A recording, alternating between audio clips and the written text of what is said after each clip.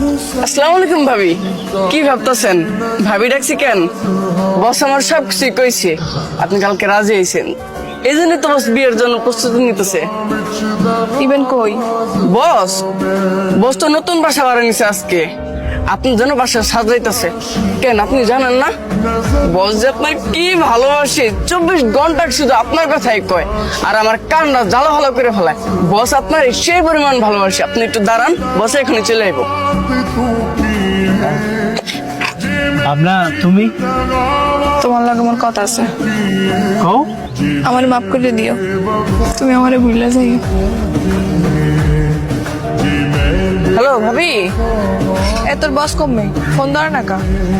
বস তো আপনার হবু বরের বাসায় ঢুকছে। ওকে, ও হানি গেছো কা? দেখতেছি বিয়ে ভাঙা যায় কিনা। আপনি কোনো চিন্তা করেন না, যেমন হোক বিয়েটা ভাঙবো।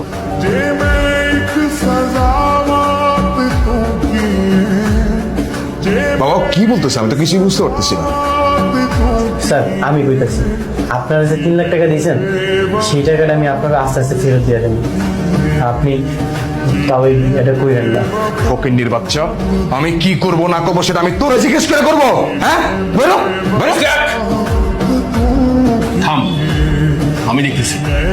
তুমি আর কোনো কথাই বলো না। তুমি একটা 2 টাকার মেয়ের সাথে আমার বিয়ে ঠিক করছো, আবার ওই মেয়ের আশিক বিবানা চলে আসছে। ওরে আজকে আমি মাইরা।